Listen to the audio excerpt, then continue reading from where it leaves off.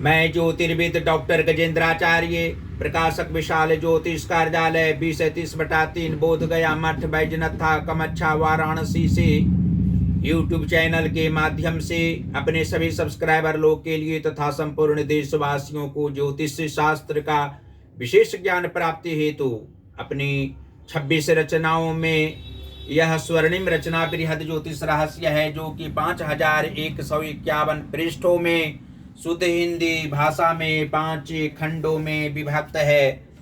इस ज्योतिष महाग्रंथ बृहद ज्योतिष रहस्य को इतने कलम अर्थात 525 कलम से मेरे द्वारा रचना हुई है। आज आप लोगों को जन्म कुंडली के नवम भाव में मंगल और राहु ग्रह को एक साथ बैठने का फल स्पष्ट शब्दों में वर्णन करने जा रहा हूं। जन्म कुंडली के नवम भाव में मंगल और राहु के मेल से जातक सामान्य रूप से जीवन यापन करने वाले होते हैं। ज्यादा धनोपार्जन करने की लालसा इनमें नहीं रहा करती है। समाज के लोगों से ज्यादा प्रेम भाव बनाना इनका स्वाभाविक लक्षण होता है।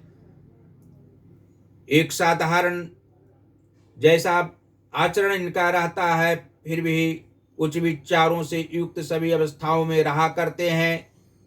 ये दोनों ग्रहों के मेल से धार्मिक स्वभाव का होना भी स्वाभाविक है। संवेदनशील व्यक्ति होने के साथ साथ भावुक प्रवृत्ति के होते हैं। लोभ प्रपंच तथा मोह से भी अलग रहना युवावस्था के उपरांत भी स्वाभाविक लक्षण इनमें रहा करता है। नवम भाव में ये दोनों पापक ग्रहों के दुष्प्रभाव से जातक कभी कभी मानसिक तनाव में ज्यादा आ जाया करते हैं।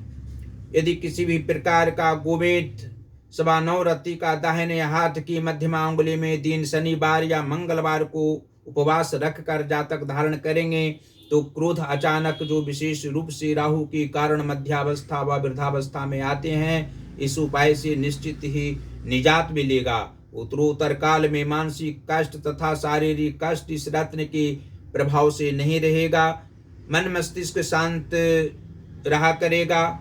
मंगलवार को व्रत रखने से जातक को अन्य प्रकार के कार्यों में सफलता प्राप्त होगी। धन के क्षेत्र में लाभ इससे हर प्रकार से होंगे। और यह भी स्पष्ट शब्दों में आप लोग जान सकते हैं कि जन्म कुंडली के पंचम भाव के स्वामी मंगल ग्रह हों तथा कर्म भाव के स्वामी बुध ग्रह हों तो नवम भाव अर्थात भाग्य भाव में स्थित मंगल और राहु के प्रभाव से जातक संतानहीन नहीं होता है। अच्छे पुत्र इनके होते हैं। उच्च विचारों से युक्त रहने वाला पुत्र विद्वान तथा सभी सांसारिक सुखों को भोगने वाला होता है। माता पिता की इच्छाओं के अनुसार चलने वाला होता है और यह जातक को कर्मनिष्ठ होना भी स्वाभाविक है। कर्म क्षेत्र में अच्छे विचारों से युक्त रहा करते हैं।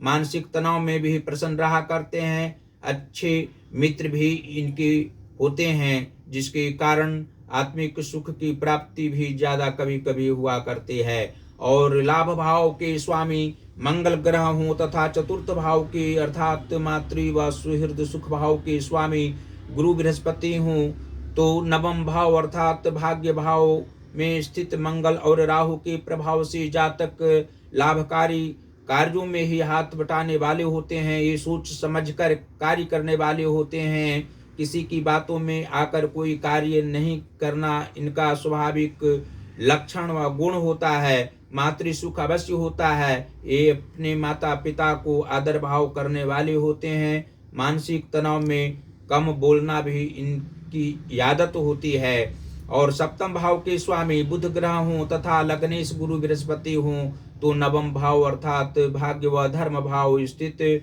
मंगल और राहु के प्रभाव से दाम्पत्य जीवन में व्यवधान ज्यादा उत्पन्न नहीं होता है। मानसिक परेशानी अवश्य होती है। शारीरिक कष्ट के कारण आर्थिक स्थिति कभी कभी खराब सी हो जाती है, लेकिन सभी अवस्थाओं में मन को प्रसन्न रखना इनका गुण होता है। अधिक आयु होती है। वृद्धावस्था में इनकी मृत्यु होती है। शारीरिक कष्ट सामान्य रूप से जातक को रहा करता है। और अंत में यह आप लोग जान सकते हैं कि जन्म कुंडली के रोग व शत्रु भाव के स्वामी शुक्र ग्रह हों और धन भाव के स्वामी शनि ग्रह हों तो नवम अर्थात धर्म भाव स्थित मंगल और राहु के प्रभाव से जातक को अच्छा मित्र भी प्राप्त होता है, लेकिन कुछ ऐसे भी मित्र होते हैं जिनसे सावधान रहने की आवश्यकता इनको रहा करती है।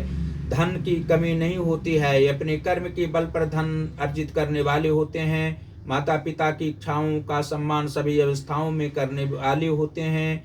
दाम्पत्य सुख अवश्य इनको 25वें वर्ष के उपरांत होना स्वाभाविक है और 24वें वर्ष के उपरांत भाग्योदय भी होता है। और अंत में आप लोग से यह हम अनुरोध करेंगे कि इस ज्योतिष महाग्रंथ बृहद ज्योतिष रहस्य को अपने अपने स्थानों पर घर परिवार में अवश्य मंगवावें। कार्यालय में भी इसको रखा जा सकता है, महाविद्यालय हो विश्वविद्यालय हो सभी जगह रखना अनिवार्य हम समझते हैं। इसको रहने से अनेकों जन को ज्योतिष शास्त्र का विशेष ज्ञान प्राप्त होगा, जिससे मुझको आत्मिक खुशी होगी। उचित मूल्य पर ही यह पुस्तक 5 खंड दिया जाता है।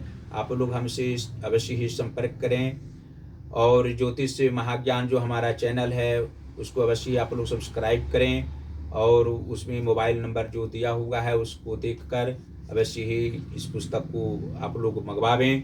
आप लोगों को अभूतपूर्व लाभ होगा और हमारी 26 रचनाओं में जो अन्य 25 रचनाएं हैं सभी रचनाओं को आप लोग यहाँ से मंगवा सकते हैं। हमसे सीधा संपर्क आप लोग कर सकते हैं और आप लोगों को अधिक सुख प्राप्त हो, मानसिक सुख प्राप्त हो, आत्मिक सुख प्राप्त हो, इसके लिए देवादिदेव महादेव श्री काशी विश्वनाथ जी से हम अनुरोध प्रार्थना नीति करते रहेंगे और माता अन्नपूर्णा जी से भी आप लोगों के लिए निवेदन करते रहेंगे। आप लोग अत्यंत सुखी रहें, हमारी सभी रचनाओं का अध्ययन प्रेम पूर्वक करते रहें। आप लोग स्वस्थ रहकर हमारी सभी रचनाओं का अध्ययन करें, प्रसन्न रहें, नित्य दिन अपने परिवारजनों के साथ अध्ययन करते रहें। धन्यवाद।